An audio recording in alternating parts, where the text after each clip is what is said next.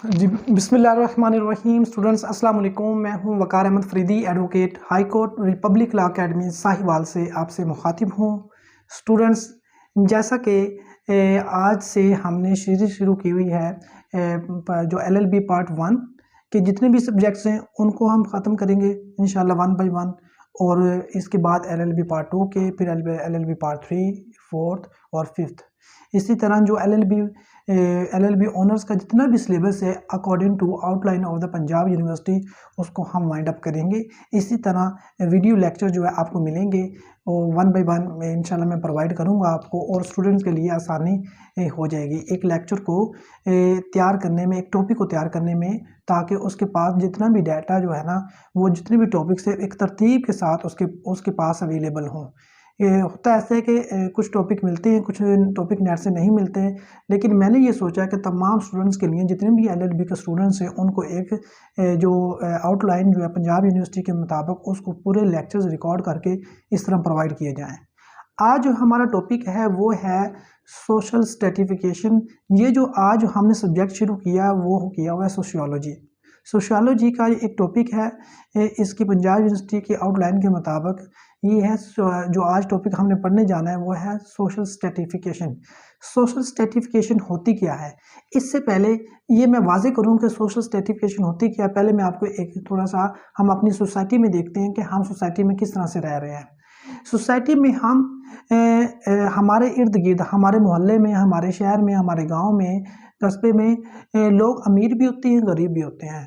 लोग खेती बाड़ी भी कर रहे होते हैं और लोग जॉब भी कर रहे होते हैं। कुछ लोग होते हैं जो मोची होते हैं ऑक्यूपेशन के हवाले से, और कुछ होते हैं जो सुनार होते हैं, सुनार का काम कर रहे होते हैं, और कुछ क्या करते हैं, कुछ का बिजनेस डिफरेंट टाइप्स का होता है, वो अपना काम कर रहे होते हैं। कुछ दरखान होते हैं, कुछ लोहार होते हैं। इस तरह से कुछ एजुकेशन के हवाले से आप देखते हैं सोसाइटी में बहुत ज़्यादा पढ़े लिखे हैं, कुछ एजुकेशन के लिहाज से बहुत पीछे हैं, अनपढ़ जिनको हम कहते हैं। कुछ लोग होते हैं बहुत पढ़े लिखे। यहाँ पे मुझे एक चीज़ याद आ गई, कुरान मजीद में भी यही है कि क्या पढ़े लिखे और अनपढ़ बराबर हो सकते हैं? नहीं, बराबर नहीं हो सकते। इसी तरह एजुकेशन के हवाले से ये बात होगी। ऑक्यूपेशन के हवाले से हर सोसाइटी में हम देखते हैं कि हर बंदे का डिफरेंट ऑक्यूपेशन है, उनका कारोबार है, उनका जो पेशा है उनका वो डिफरेंट है। फिर उनके अब अगर देखा जाए कास्ट के हवाले से देखा जाए तो हमारे इर्द गिर्द लोग डिफरेंट कास्ट के, डिफरेंट ज़ात पात के लोग रहते हैं। कुछ चौधरी है, कुछ आराई हैं, कुछ राजपूत है, कुछ चट्ठे हैं, कुछ डिफरेंट। इसी तरह से जो है ना ज़ात के हवाले से लोग आपको मिलेंगे, डिफरेंट लोगों की डिफरेंट ज़ात जो होती हैं। हमारी भी एक हर इंसान की एक अपनी ज़ात होती है, वो जिस ज़ात से वो पहचाना जाता है। अगर वो राजपूत है तो वो राजपूत के नाम से पहचाना जाता है, क्योंकि वकार अहमद फरीदी राजपूत है, सलमान जो है वो राजपूत है, जो नुमान है वो चट्ठा है। इस तरह से ये हर बंदे के साथ एक ज़ात भी जुड़ी हुई है, उससे भी पहचानते हैं हम। उसकी यानी कि एजुकेशन के हवाले से भी एक इंसान को हम सोसाइटी में पहचानते हैं, उसका एक रैंक होता है, ग्रेडिंग होती है। इसी तरह ऑक्यूपेशन के हवाले से भी कुछ लोग इंडस्ट्रियलिस्ट होते हैं, इंडस्ट्री चला रहे होते हैं, और कुछ लोग होते हैं जो दिहाड़ी कर रहे होते हैं। कुछ लोग का छोटा बिजनेस होता है, ठीक है, एक फर्म सी लगाई होती है एक रूम में, वो उस पे से यानी कि जूते बना रहे हैं, छोटी सी फर्म लगाई है, वो उसका एक मशीन रखी हुई है रूम में और वो काम कर रहे हैं। और कुछ लोग यानी कि लार्ज स्केल पर काम कर रहे हैं। ये जो है, ये जो दो दर्जा बंदी है, ये जो लोग डिफरेंट टाइप्स के आपको सोसाइटी में मिलते हैं। ये कुछ लोग पावर के लिहाज से आप देखिए, यार ये बड़ा पावरफुल इंसान है, इसके पास पॉलिटिकल पावर बहुत है, इसके पास पैसे की पावर बहुत है, इसके पास नॉलेज की पावर बहुत है, इसी तरह इसका असर रसूख बहुत है। हर इंसान सोसाइटी में एक जैसा नहीं होता, और डिफरेंट जो डिफरेंट इंसान जो सोसाइटी में रहते हैं उनके पावर्स, उनकी एजुकेशन, उनकी कास्ट, उनकी जो वैल्यूज़, उनकी ग्रेडिंग, उनके रैंक्स वो डिफरेंट होते हैं, एक दूसरे से डिफरेंट होते हैं।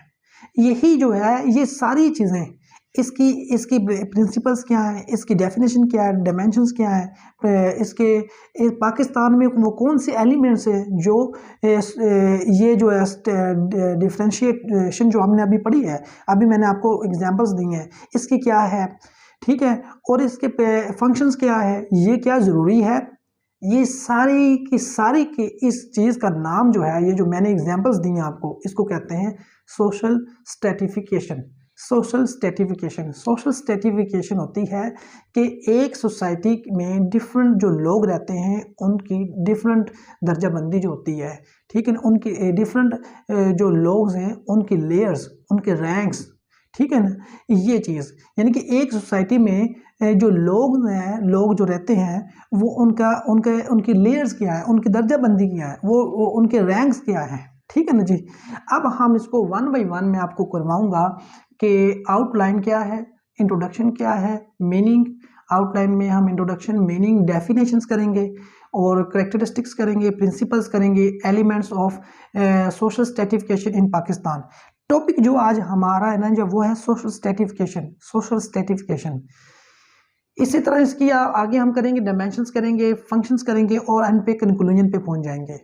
सबसे पहले अब हम आप टॉपिक को शुरू करते हैं बगैर अपना टाइम वेस्ट किए कि इंट्रोडक्शन से शुरू करते हैं कि इंट्रोडक्शन अभी ये मैं आपको नहीं करवाऊंगा, ये जो इंट्रोडक्शन है ना जी, अभी ये मैं आपको नहीं करवाऊंगा। उसकी वजह कि इंट्रोडक्शन और कंक्लूजन ये मैं एंड पे करवाऊंगा। जब सारा टॉपिक मैं आपको क्लियर कर दूंगा तब जाके मैं आपको बताऊंगा कि आपने इंट्रोडक्शन और कंक्लूजन लिखना कैसे है।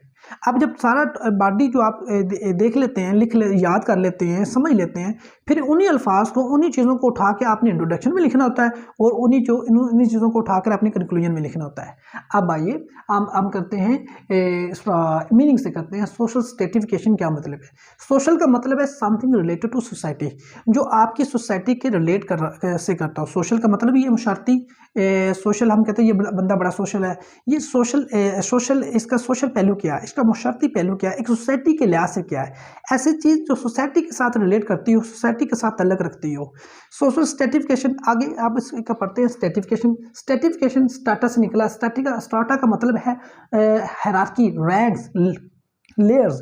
लोगों का उस सोसाइटी में लोग जो रह रहे हैं उनका रैंक्स क्या है, उनकी हायरार्की क्या है, उनके लेयर्स क्या है, वो कितनी लेयर्स में लोग पाए जाते हैं, उनके रैंक्स, कितने तरह के लोगों के रैंक्स होते हैं, हायरार्की के हवाले से लोगों का क्या दर्जाबंदी है, ठीक है।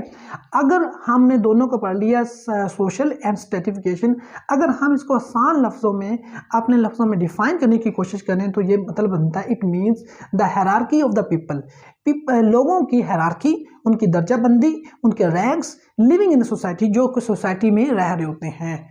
जैसा कि एक अमीर है, दूसरा गरीब है, अपर क्लास है, लोअर क्लास है, मिडिल क्लास है, ठीक है ना। ये हमने दर्जाबंदी की हुई है। वो कैसे की हुई है? उनके डिफरेंट फैक्टर्स हैं।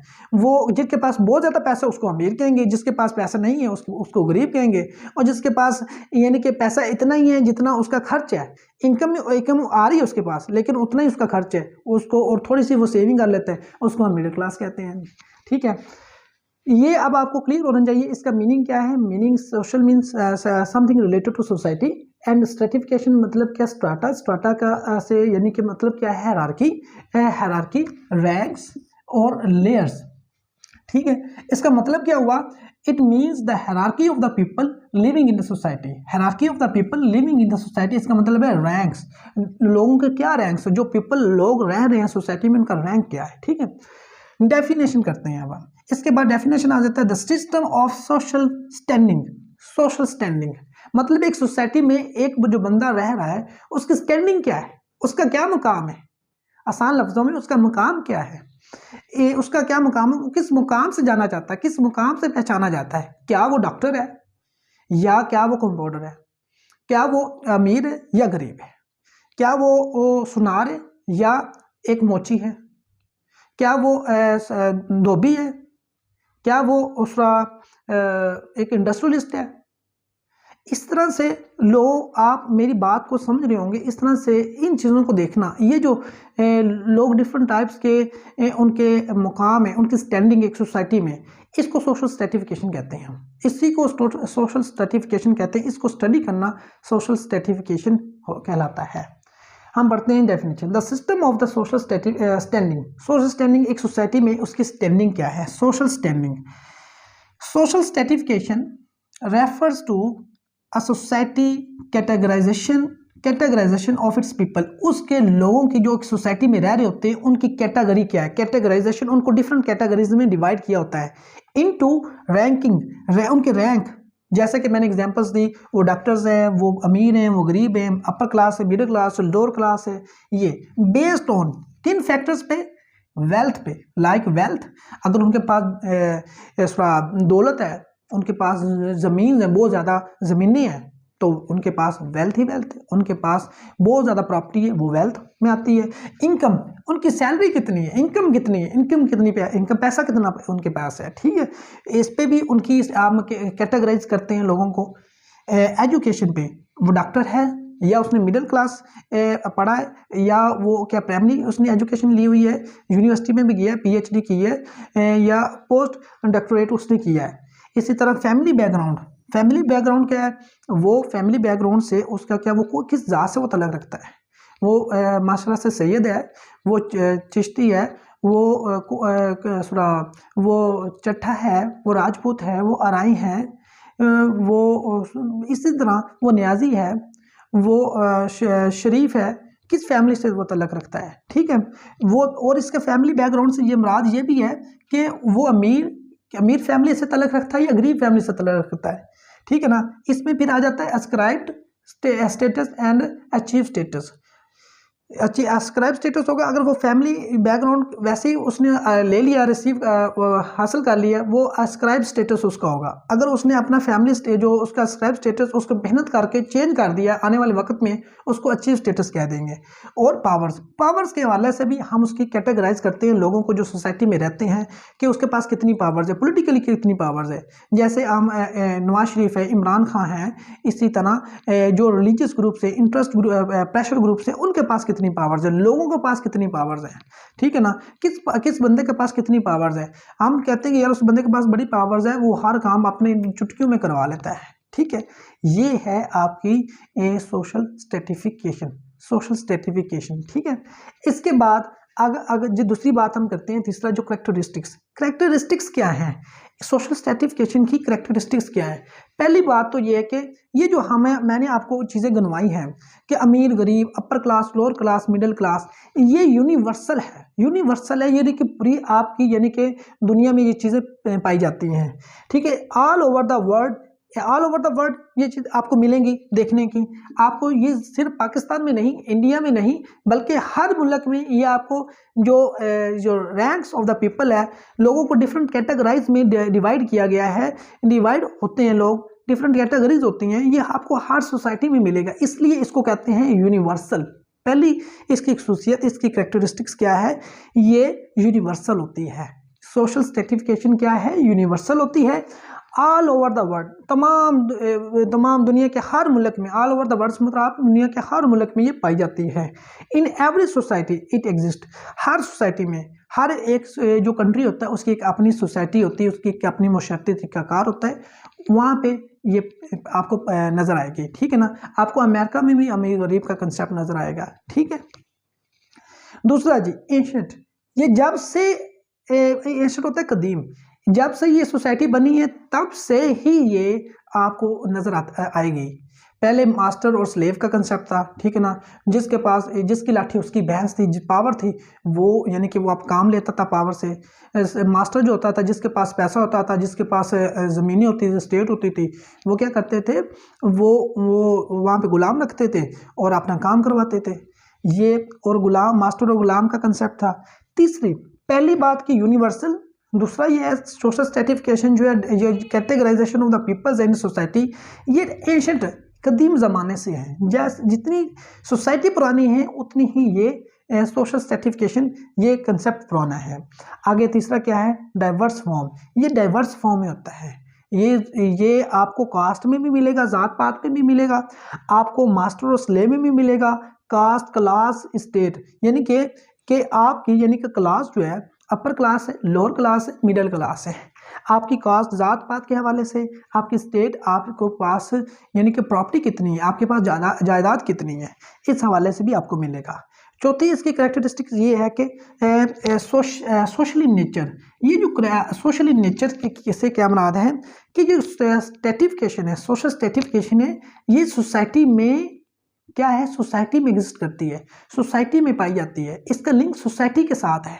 सोसाइटी से निकालने, सोसाइटी को हम निकाल एक साइड पे रख देते हैं, सोसाइटी में साइड, सोसाइटी से क्या बना दे लोग, उसको निकाल दें। स्ट्रेटिफिकेशन किस बात की, सोशल स्ट्रेटिफिकेशन होते ही सोसाइटी में है।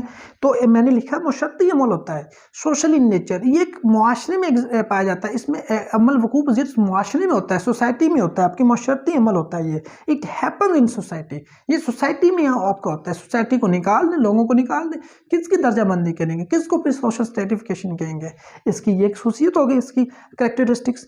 आगे है dynamic in nature, dynamic in nature होता है चेंज अकर्स, जो वक्त के साथ साथ क्या होता है, इसमें तब्दीली आती रहती है। और मुमकिन है एक जो इंसान है वो पहले गरीब हो, फिर उसका ये एस्क्राइब्ड स्टेटस है, उसने मेहनत की, वो पहले पुअर कहलाता हो, उसने वक्त के साथ साथ मेहनत की और वो बाद में उसका जो स्टेटस है वो अचीव स्टेटस में तब्दील हो गया और वो अमीर कहलाने लगा। ठीक है, इसी तरह ये चेंज आता है, इसमें इस डायनामिक इन नेचर होता है। ठीक है, ये हमने अभी इसके कर लिया, इंट्रोडक्शन कर लिया, introduction meaning, definition and characteristics. अब कैरेक्टरिस्टिक्स के बाद अब हम आ जाते हैं प्रिंसिपल्स पे। इसके प्रिंसिपल्स क्या होते हैं, सोशल स्ट्रेटिफिकेशन के प्रिंसिपल्स क्या है। सोशल स्ट्रेटिफिकेशन प्रिंसिपल जो है परसिस्ट ओवर जनरेशन, मतलब क्या है कि ये जनरेशन टू जनरेशन ये चलती है। अमीर जो है उसका बेटा अमीर ही कहलाएगा, उसका बेटा भी आगे अमीर ही होएगा, वो अमीर से अमीर होता चला जाएगा। एक्सेप्शंस हर जगह होती है, अमीर गरीब भी हो सकता है, ऐसी बात नहीं है, लेकिन हम इसके प्रिंसिपल्स पढ़ रहे हैं, हम उस बहस में नहीं जाएंगे। परसिस्ट ओवर जनरेशन, ये नस्ल दर नस्ल चलती है।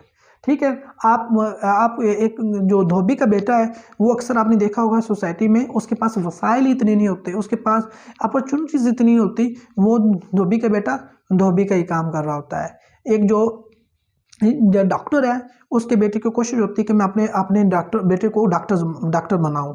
एक इंजीनियर वो इंजीनियर की कोशिश करता है। अब सुनार का बेटा, सुनार जो होता है वो सुनार का काम सिखाना चाहता है उसको। अब इसी तरह वो जो दूसरा शेख होते हैं वो कारोबार को ज़्यादा पसंद करते हैं, वो अपने बेटों को कारोबार की तरफ लगाते हैं। और जो एजुकेटेड होते हैं, वेल एजुकेटेड, नई आने वाली जो एजुकेशन है, इल्म है, उसको सीखने की ख्वाहिशमंद होते हैं, वो अपने बच्चों को आने वाली नई जदीद जो इल्म है वो दिलवाते हैं। इसी तरह क्या है, ये जो जनरेशन टू जनरेशन जो है ना ये चलता रहता है। यानी कि आगे है इसकी एक और एग्जांपल मैंने लिखी, पैट्रियार्टिकल सिस्टम। इसका मतलब क्या है कि मेल डोमिनेंस, मैट्रियार्टिकल जो सिस्टम होता है वो नहीं, पैट्रियार्टिकल जो सिस्टम होता है वो कि मेल की डोमिनेंस माशरे में, ये आप शुरू से ऐसे ही चलता आ रहा है। मेल डोमिनेट है फीमेल पे, ये क्या है, जनरेशन टू जनरेशन चलता आ रहा है। आप अपनी सोसाइटी में देख लें, आप अपने घर में देख लें, ठीक है, वहाँ पे आपको हर जगह आपको मेल डोमिनेंस ही नज़र आएगी। आपको फैमिली में भी, आपको सोसाइटी में भी, आपको नेशनल लेवल पे भी, इंटरनेशनल लेवल पे भी आपको मेल का अमल दखल जो है ना वो आपको ज़्यादा ही नज़र आएगा।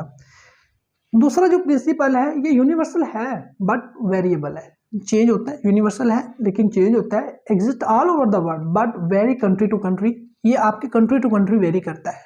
ठीक है ना, कंट्री टू कंट्री वेरी करता है कि पाकिस्तान में जो गरीब है उसकी डेफिनेशन हो सकता है इलिटरेसी की डेफिनेशन कुछ और हो, अमेरिका में उसकी इलिटरेसी की डेफिनेशन कुछ और हो। ठीक है ना, वहाँ पे यहाँ पे अनपढ़ एक ख़ास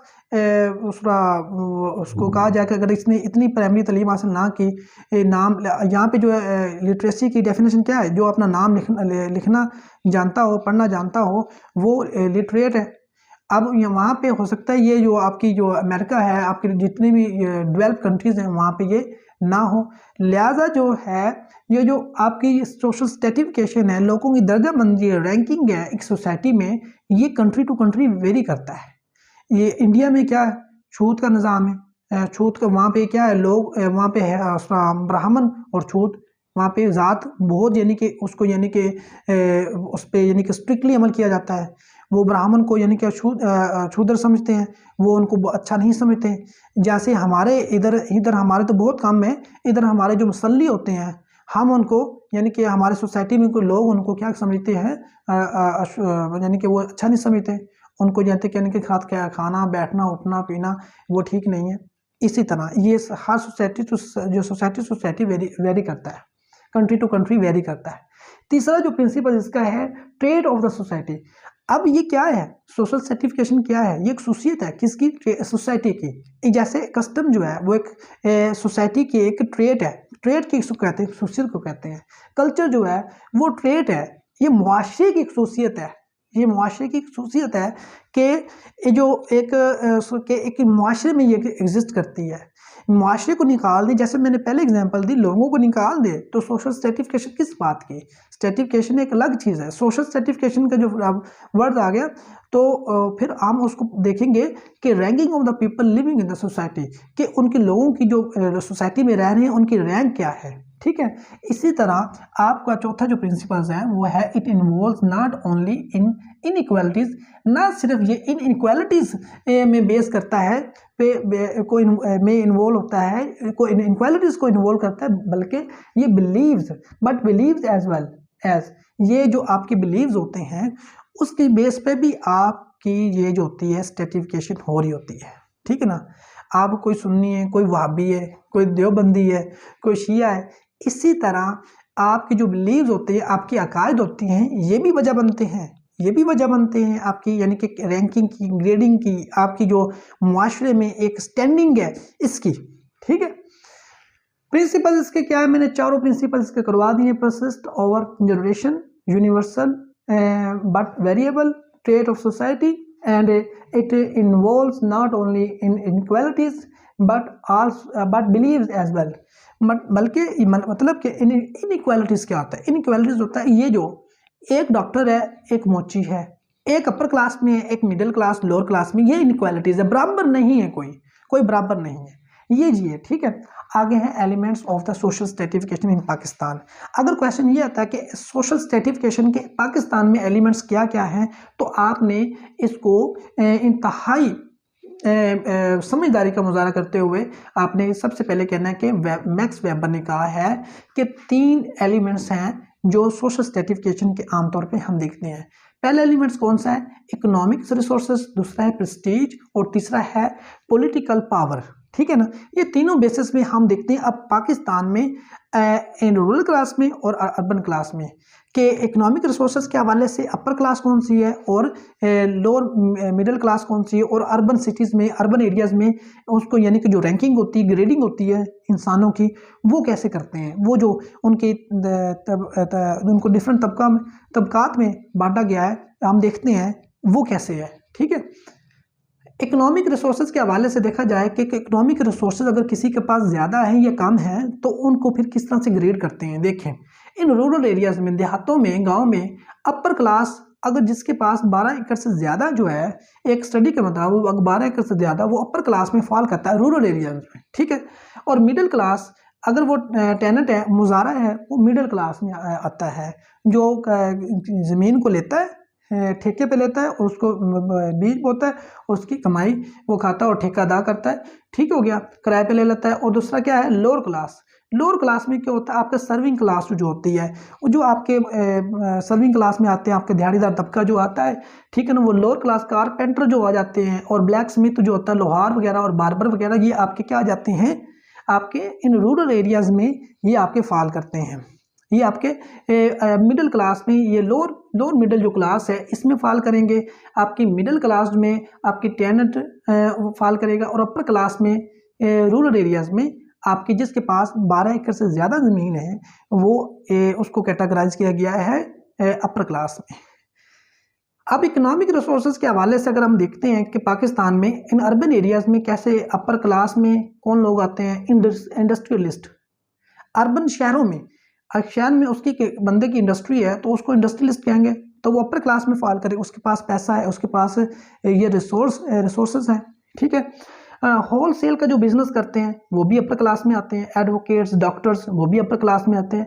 अब मिडिल क्लास में कौन आता है, मिडिल क्लास में जिनकी इनकम जो और एक्सपेंसेस है वो बराबर होते हैं, थोड़ा सा सेविंग निकाल लेते हैं, ठीक है ना, जितने कमाया उतना लगा लिया।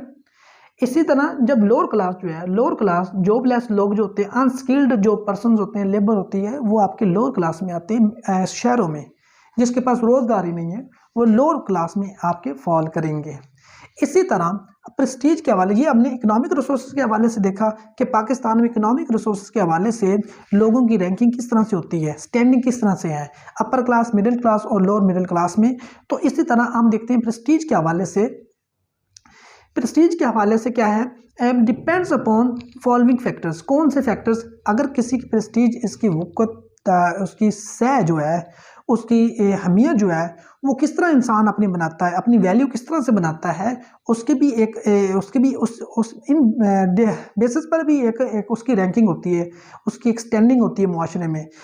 फॉर एग्जाम्पल, अगर मैं एक नोबल इंसान हूँ, अगर मैं नेक इंसान हूँ, मुआशरे में इर्द गिर्द मोहल्ले घर वाले मुझे जानते हैं कि ये एक अच्छा इंसान है, नोबल है, 5 वक्त की नमाज़ पढ़ता है, रोज़ा ज़कात गरीबों का ख्याल रखता है और हार्मलेस, किसी को नुकसान नहीं पहुँचाता, फ्री फ्रॉम सोशल इवल्स, हर तरह की बुराई से वो पाक है, वो अपने आप को दूर रखता है और वेलफेयर के प्रोजेक्ट्स वो लगाता है, करता है, प्रोजेक्ट्स जितने भी वेलफेयर के उन पे पार्टिसिपेट करता है, डोनेट करता है, मस्जिद बनवा दी और रोड्स बनवा दिए, रिलीजियस पर्सन वो ज़्यादातर होता है। तो ये क्या है, आपकी प्रेस्टीज पे इजाफा करते हैं, आपकी प्रेस्टीज में इजाफा करते हैं। इस बेस पे भी आपकी रैंकिंग होती है मुआशरे में, इस बेस पे भी रैंकिंग होती है। ये आपके प्रेस्टीज के हवाले से। आगे हम करते हैं नंबर 3 पे, आपकी पॉलिटिकल पावर्स के हवाले से। जिनके पास, मैक्स वेबर कहता है कि अगर किसी के पास पावर जो है ना, वो भी जो है ना, उसकी इस बेस पे भी रैंकिंग होती है, इस बेस पे भी उसकी, यानी कि जो इंसान है उसकी स्टैंडिंग हो रही होती है मुआशरे में, वो किस दर्जे में स्टैंड करता है जाकर। Those who gain more power are given more respect in society. आप सोसाइटी में हम खुद देख लें, जिनके पास पावर, पैसा है, जिनके पास प्राउड, बड़ी बड़ी गाड़ियाँ, बंगला है, उनको हम बड़ी ही रिस्पेक्ट देते हैं। हमारे मुआशरे की रवायत है, हमारे मुआशरे की जो भी समझ लें आप, चाहे उसके पास कतई नज़र कि पैसा कहाँ से आया, क्या है, ब्लैक का है, हलाल का है, उसकी हम रिस्पेक्ट जरूर करते हैं, उससे हम डरते भी हैं, उससे सहम के रखते हैं, उसकी यानी कि डायरेक्टली इनडायरेक्टली उसकी यानी कि उसको रिस्पेक्ट ही देता है हमारा मुआशरा। ठीक है। कास्ट के हवाले से राजपूत, अराई वगैरह, चट्ठे, ये काठिया ज़ात, ये सारी चीज़ जो है ना, कास्ट के हवाले से भी जो आपकी रैंकिंग होती है, ग्रेडिंग होती है। हमारे मुआशरे में जो सैयद ज़ात है उनको बड़ी इज़्ज़त दी जाती है, रिस्पेक्ट दी जाती है। ठीक है ना। इसी तरह लोअर से लोअर जो जिसकी ऐसी ज़ात जिसकी इतनी वैल्यू नहीं है, जैसे उसरा हो गया, उसरा मरासी हो गया, ठीक है ना, मरासियों को हम इतनी इज़्ज़त नहीं, हमारा मुआशरा इतनी इज़्ज़त नहीं देता। इसी तरह कास्ट पे चले जाएं, एजुकेशन एजुकेशन के हवाले से अगर देखा जाए तो वैसे जो मैक्स वेबर ने जो दिया था ना, वो ये तीनों दिए थे, ये मैंने 2 एक्स्ट्रा डाल दिए। कास्ट के बेस पे भी जो एलिमेंट्स हैं हमारे सोसाइटी में, वो उसके हवाले से भी स्टैंडिंग होती है। एजुकेशन के हवाले से, standards of the education also determine social class. आपके जो एजुकेशन का स्टैंडर्ड्स है, आपने प्राइमरी क्लास पास की हुई है, सेकेंडरी की हुई है, आपने आप कॉलेज में गए हुए हैं, या आपने डॉक्टर हैं, पीएचडी डॉक्टर हैं, या आप पोस्ट ग्रेजुएट हैं, या मेडिकल डॉक्टर हैं, इसी तरह इंजीनियर है, साइंटिस्ट है। ये आपकी ग्रेडिंग, आपकी स्टैंडिंग के में, ये ऐसे फैक्टर जो आपकी स्टैंडिंग में, एजुकेशन के लिहाज से आपकी स्टैंडिंग करवाते हैं मुआशरे में। ठीक हो गया। अब इसके बाद हम चलते हैं, अल्हम्दुलिल्लाह हमने काफ़ी कुछ हमने कवर कर लिया। अब डायमेंशंस पे कर लेते हैं। डायमेंशंस क्या है? यही चीज़ें हैं जो मैंने अभी आपको रिपीट अभी की हैं, सारी की सारी।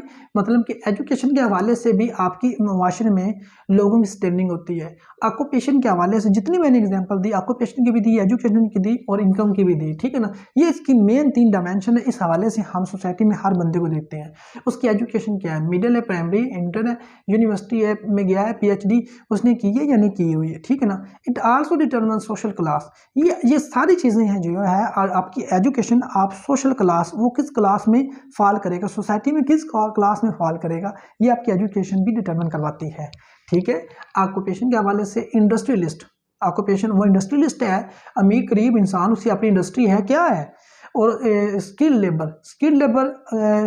है, अनस्किल्ड लेबर तो नहीं है, ऑक्यूपेशन के हवाले से, ठीक है ना, वो क्या है, वो अपना काम कर रहा है या दिहाड़ी तबके पे काम कर रहा है, या स्वीपर है या शू मेकर है, ये वो सारी चीज़ें उसके रैंकिंग में, उसकी ग्रेडिंग में, उसकी कैटेगराइजेशन और इंडिविजुअल्स में हेल्प करती हैं कि इसको कहाँ पे कैटेगराइज करना है। यही तो स्ट्रेटिफिकेशन है, सोशल स्ट्रेटिफिकेशन हम पढ़ रहे हैं।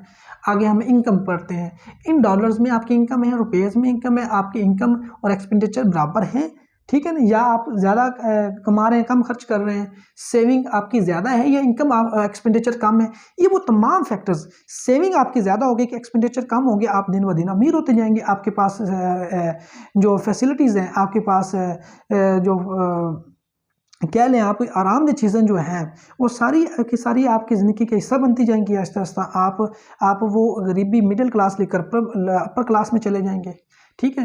अब बहुत ही इंपॉर्टेंट है फंक्शन सोशल स्ट्रेटिफिकेशन का, ये रैंकिंग का, ये ग्रेडिंग का, ये categorization of the people in society, इनका फंक्शन क्या है। अकॉर्डिंग टू आप देखें इसमें, according to Kingsley Davis and Wilbert Moore के मुताबिक इन 1945 में इन्होंने कहा था, मैंने इन्वर्टेड कॉमास में लिखा हुआ है, इनइक्वालिटी इज नॉट अनअवॉइडेबल, इसको ख़त्म नहीं किया जा सकता, इसको अवॉइड नहीं किया जा सकता, बट आल्सो नेसेसरी, बल्कि ज़रूरी भी है। क्यों ज़रूरी है, एक सोसाइटी में क्यों ज़रूरी है, smooth functioning of the society सारे अमीर हो जाएं तो गरीबों वाले काम किसने करने हैं, तो मेरे जूते कौन पॉलिश करेगा, मेरी दाढ़ी कौन बनाएगा, मेरे बाल कौन काटेगा, मेरे सलवार कमीज कौन सिएगा, अगर सारी उसका नवाब बन जाए, दर्जियों का काम कौन करेगा, नाइयों का काम कौन करेगा, पकाई का काम कौन करेगा, ठीक है, ये वो सारी चीज़ें, ठीक है। आगे है जी इंटरडिपेंडेंस, ये इसका एक फंक्शन है सोशल स्ट्रेटिफिकेशन का, इंटरडिपेंडेंस बढ़ती है, मैं इंटरडिपेंडेंट हूँ, यानी कि एक कोबलर का